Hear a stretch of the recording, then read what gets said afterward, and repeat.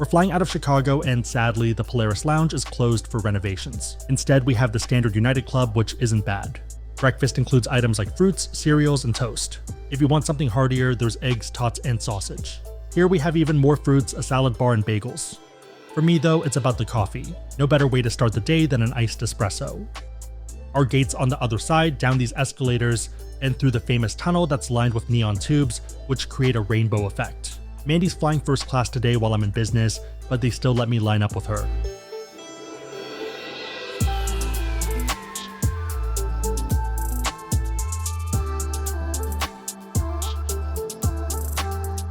Today we're flying ANA business class from Chicago to Tokyo. Funny enough, even though I'm in business, Mandy is right up here in first class. So this is Mandy's spot. What are you doing up here? Big favorite before we dive in is to give this a thumbs up, and if you are new, consider subscribing. I did end up picking the seat because it's a lot closer to Mandy, making shots and stuff a lot easier, and also sometimes she wants help with her bag. Let's start off by taking a look at the amenities. First up is going to be a blanket that also acts as a pretty nice pillow, especially during takeoff. There is an actual pillow as well though. Right over here is the bed topper to make sleeping more comfortable. You also have a third pillow, and I think this is the one that most people end up using for their back. It's a pretty good lumbar support, and it doesn't take up as much room as this white one. But yeah, lots of choices depending on what you're looking for. They also do provide headphones, but in my experience, they haven't been that great. They're Sony's noise canceling and ANA branded, but it's really small for my ears at least. Doesn't really cover it in full and just provides a lot more pressure. Instead, ended up bringing my Bose this time, and let's contrast the difference. So 1 and 2, I'm pretty sure theirs could fit inside mine. And actually, let's try that. Not exactly, but pretty close. And it's hard to tell, but it's pretty fitted inside. So if you do have a bigger head, I'd recommend bringing your own headphones just for your own comfort. They also do provide some slippers. They're not the thickest, but they work. Last up is the amenities kit. But we'll look at this after meal service. They just closed the gate, so let's get ready to go. Like of a lot of other business classes, in addition to the normal waist one you have, you also have a side one. I do waist one first and then grab the side one. Wrong side. Wait a minute. I guess I was taking up more room than I thought I was. I'm like way over it. That is one of the weird things about the seat. I feel like it is more for smaller sized people. So I'm naturally about over here, and it would be right behind me.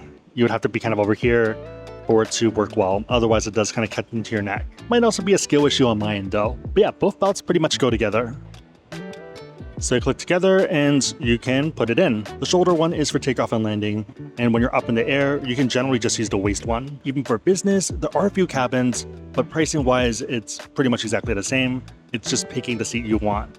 For most people, I recommend the main area because it's a lot bigger, you kind of get the whole vibe, and it just feels a lot more grand. Especially during night flights, there's something about being towards the back of there and staring out and seeing all the screens and giant seats. For the front cabin up here, there's going to be 8 seats, and it's a 1-2-1 setup with 2 rows. It also is right behind first class, so it almost feels like its own shared cabin of sorts, but you're not supposed to go in front. I did end up missing out the drink service because I went to the restroom, but they normally serve either orange juice or water. In addition, they do provide customs forms, and it's a lot easier filling it out here on the plane during your 10 hours that are up in the air, rather than when you're down there and kind of fighting everyone else. Okay, we're taxiing and they're about to start the safety video. There is a new one with Pokemon, so I'm going to show you that because it's pretty cute.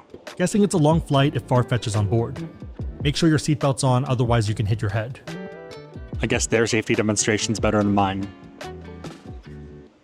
Sometimes I do feel like Machamp. No smoking. Jigglypuff will not be happy of you. She's gonna drawl all over you. Where's her marker? I think Mr. Mime should be required to have 2 seats. Oh, Sandshrew. I don't think Metapod needs to brace. He can just harden. Wait, what does Machamp do? Does Machamp put out all 4 arms? Oh, Pichu's so cute. I don't know that guy. That's past my time. Tim, how much did Machamp get paid for this? Oh, it's Psyduck. Sigh. I would have appreciated more Psyduck. Okay, let's put these on. The tabs are both on the same side, so best way to figure out which one's which is looking at the bottom. To me, this looks more natural, but they're about the same. I know a lot of people don't like the idea of slippers because it feels weird. They want to keep their shoes on, but I feel like it's also weird having your shoes in the bedding and everything else. If you need to, then take a shower in the lounge before you get here, but otherwise it should be fine. If it is your first time flying the new ANA product, make sure you don't put your shoes here. So there's a sign, but in case you don't know, it kind of feels like a spot you would put your shoes. Put them in front because this spot ends up getting crushed by the seat. Also, depending on how big your feet are, you might have to have the shoes sideways. So for me, can't really put them in, kind of get stuck, so I would have to turn mine. Good to go. We are flying on the Boeing 777-300. If we're trying to figure out if you have the new business class, like this one, or the old one, the best way to do it is to count the seats. If there's 64 seats in business, then it's the new product, and if there's not, then probably the old product. Another way to check is to check your Go Flights and click through to the ANA site. So kind of go through that booking flow, and it'll tell you if it's the suite, or if it just says business, then it's generally the old products. Okay, so we're up in the air, and one reminder is that you are supposed to stay in the cabin that you booked. So even though Mandy's in first and I'm in business, and we're pretty close to each other right now, I think we're like less than 10 feet away, I do have to stay in the business class side. I cannot pass the first class side. I guess theoretically she could come back here, but it doesn't really make sense, and I think it's still a bit weird.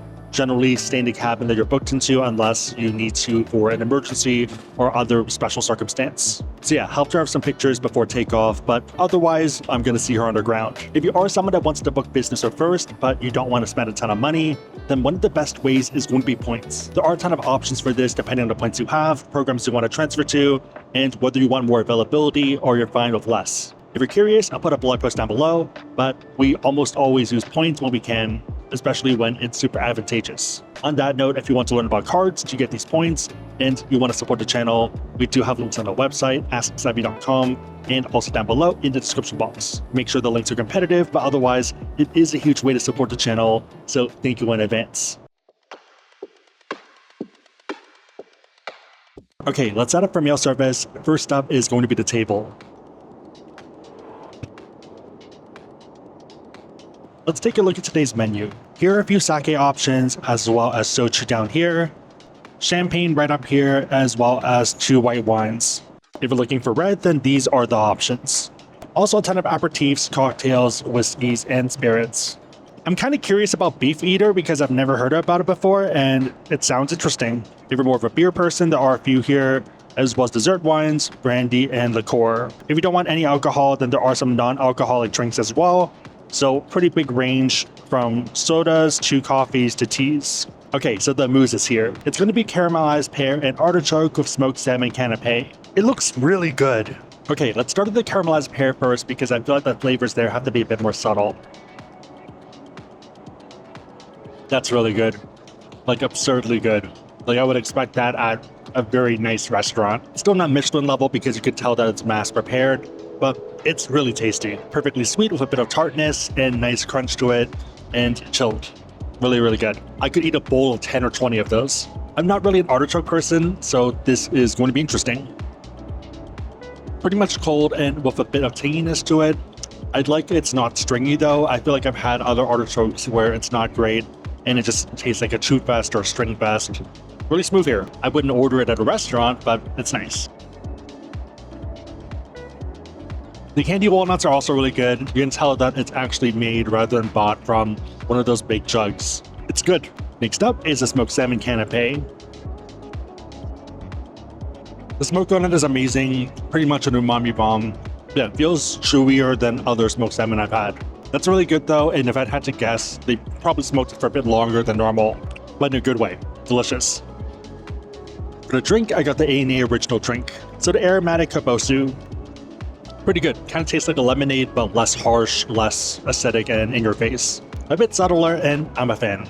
Okay, more foods here, and let's start off with the otsukuri. Chopstick test.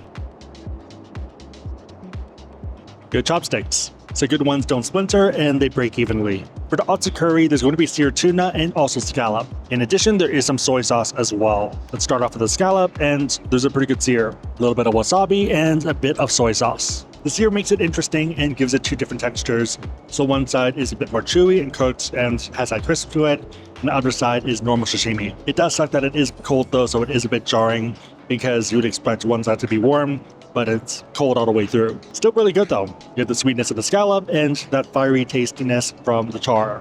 Next up is the seared tuna. Super red and pretty even cut. Not really much marbleization, but that can also be a good thing.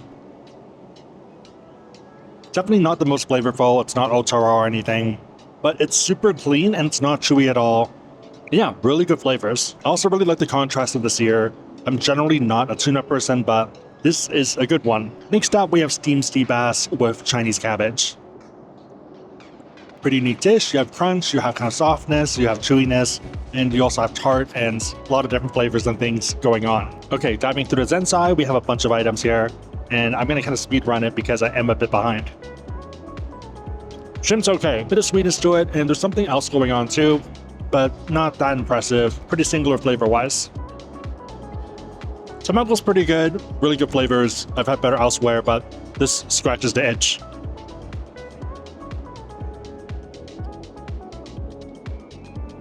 Beef roll with asparagus. Meh.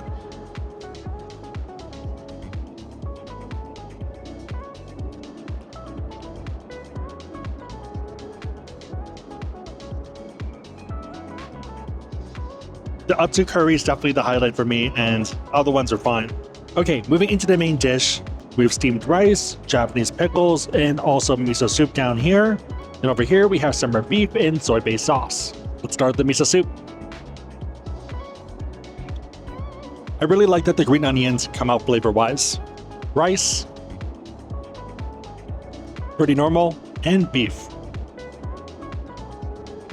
Good flavors, but definitely a tougher cut, so I wish it was something a bit fattier with a bit more chew to it, rather than just toughness. Okay, so that was a bad first piece. Second one's a bit better, but obviously there's going to be better places that are not up in the air. So for example, I think Yoshinoya is a bit better than this. So it just depends on your bar and what you like. Let's try some tofu.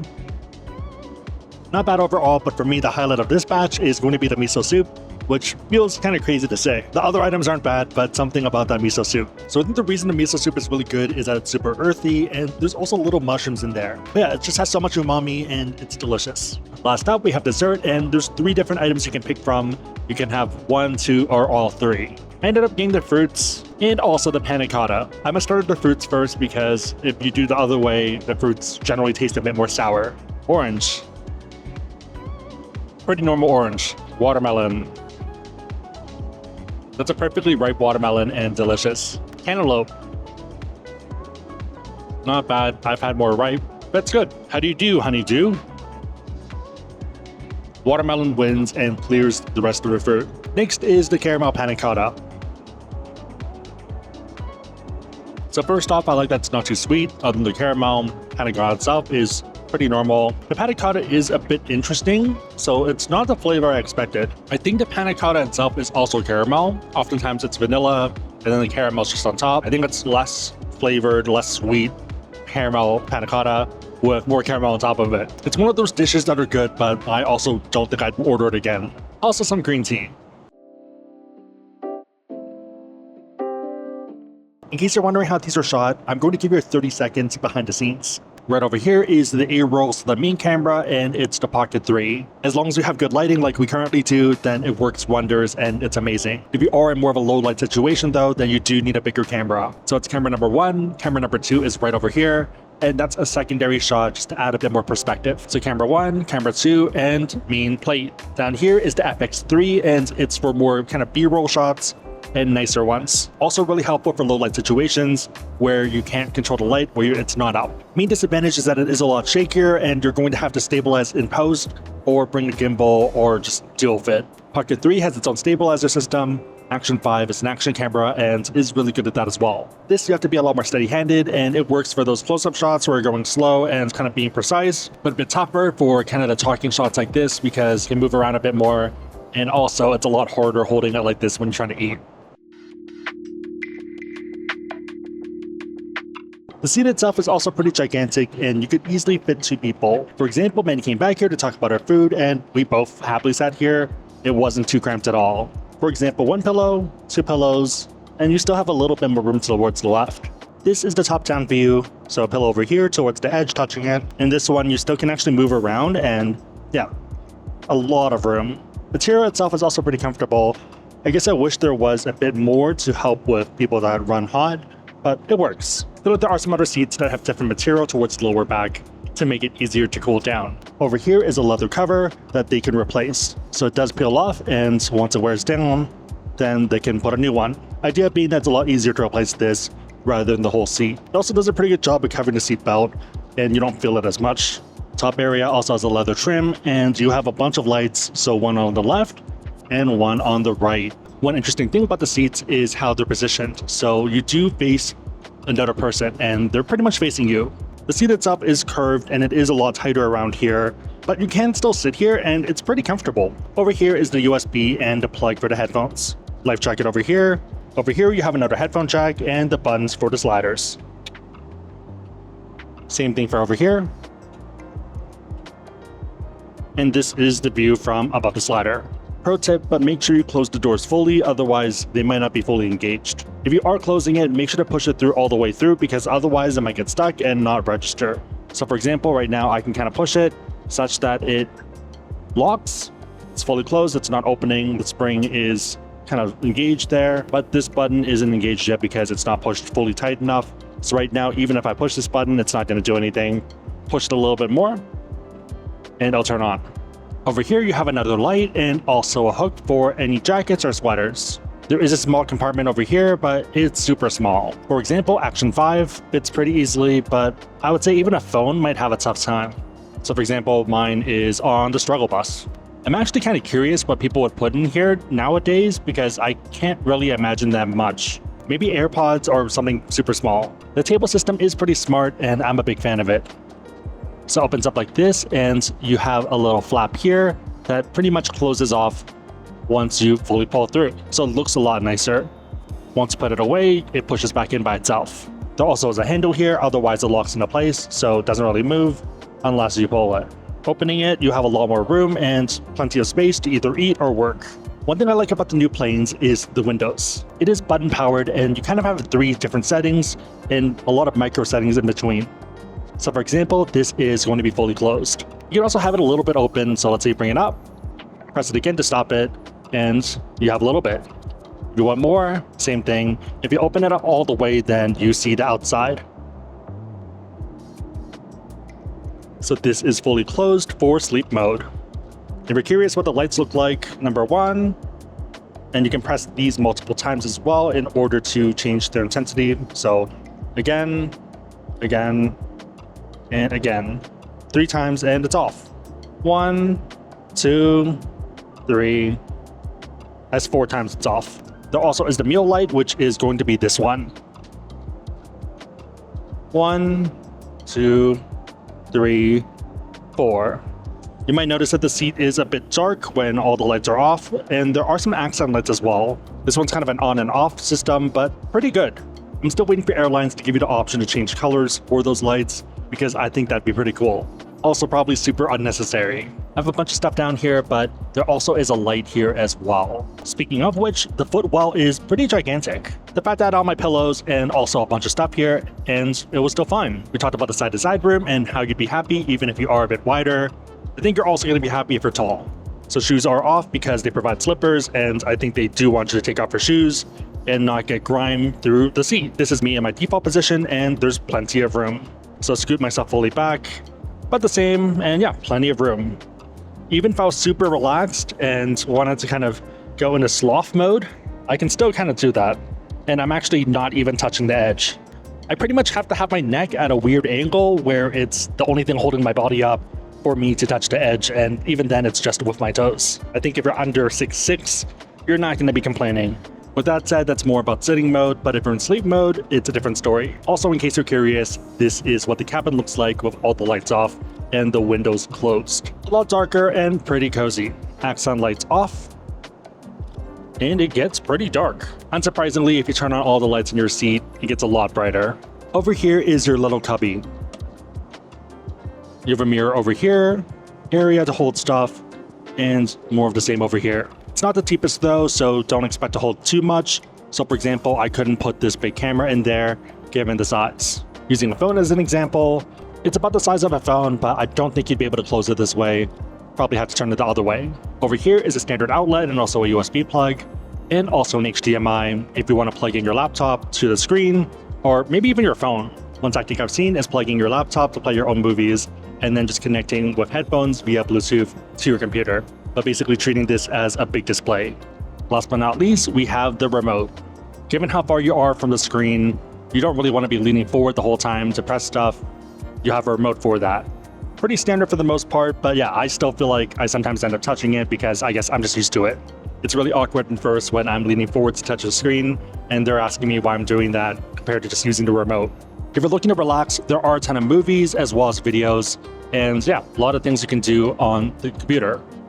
If you're looking to relax, there's going to be a bunch of movies and also other videos, such as TV shows. So let's take a look at HBO Max and see what they have. They have The White Lotus, Adventure Time, a bunch of other shows. In terms of movies, let's see what they have right now as a beginning 2025.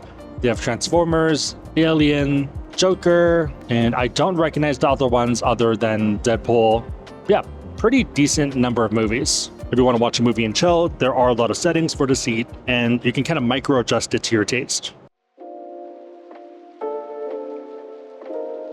So this is what's in the amenities kit. You have 2 lip balms, 2 body lotions, and also the tag explaining the brand. One nice touch I just noticed is that it does smell pretty nice inside, kind of like a spa.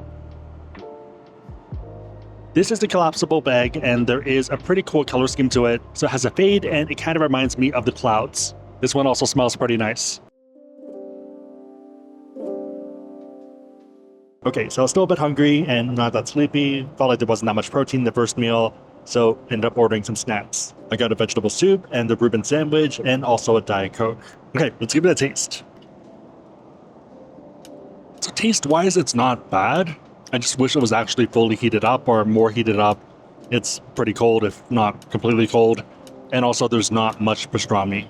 I'm gonna finish it, but if I could go back in time, I probably wouldn't order this. It's like passably mid. What I really like from these flights though is going to be the vegetable soup. It is a clear broth. I'm pretty sure it is from concentrate, but yeah, doesn't hurt. Delicious.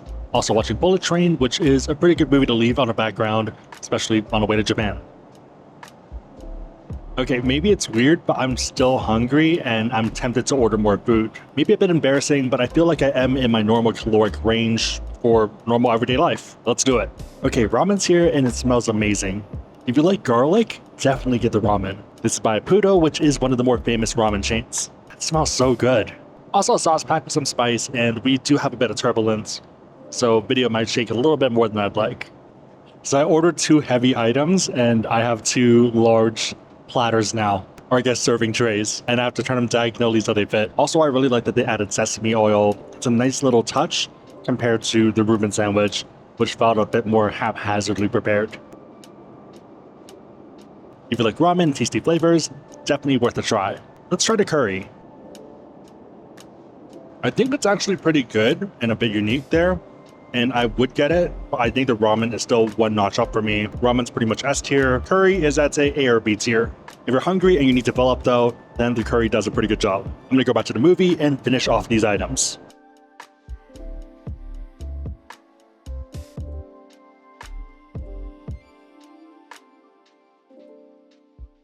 Coffee's pretty good.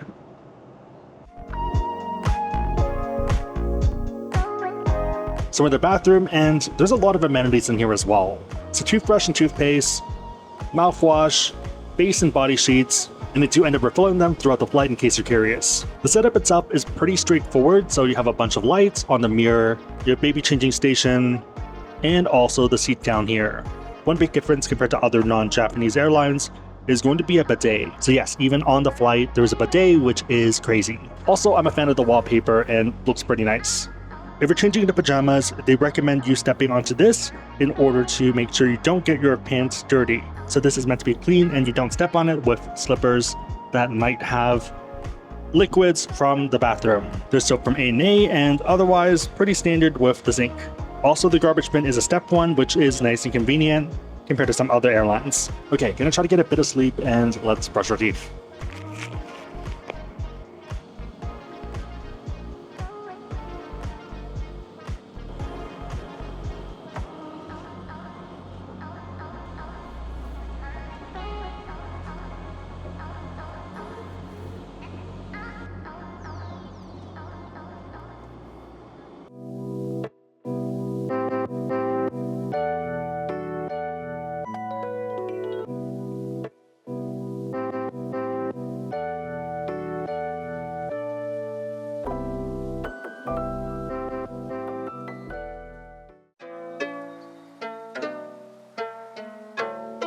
Starting off, we have the miso soup. Really good, but also very different from the first one. First one was very earthy, strong flavored. This one's a lot lighter, and you still have the green onion flavor, but yeah, definitely not as strong. It's more of a dashi broth and very springy. Next, we have spinach with some chicken. Spinach is okay, pretty normal. Chicken is really flavorful. It's dried, so it is a little bit chewy, but it's kind of shredded. Yeah, very delicious. I'm kind of curious how they flavored it because there's a lot going on. Next up, Japanese pickles. Pretty normal. And last but not least, the salmon. Pretty good flavors, and I like that it's not overcooked. Next to it is some pork. Tastes kind of like steamed bacon, but in a good way. Really delicious. With this, you also get some rice. Normal rice and pretty good. Okay, so we're landing, so seatbelts back on. Overall, a great flight and one I'd happily recommend. If you don't want to pay the sticker price, then best way to do this is with points or miles. Lots of different programs work with this, and different banks that transfer to those programs or earn directly with them. Link to blog post down below some of the best ways to book this. On that note, if you are someone that wants to learn about cards and you want to support the channel, we do have links on the website, asksabi.com, and also down below in the description box. Make sure the links are competitive, otherwise it is a huge way to support the channel, so thank you in advance. If you made it to this point, leave an airplane emoji in the comments down below and I'll try to heart it and also respond. 3 questions. Number 1, what are your thoughts on this? Number 2, would you reposition for flights or are you always going to go out of your home airport? So for us, we had to reposition to Chicago. And number 3, what's your favorite way to get to Japan? Let me know and everyone else know in the comments down below. Big favorite, thumbs up, consider subscribing, but otherwise hope you liked it. See you next time.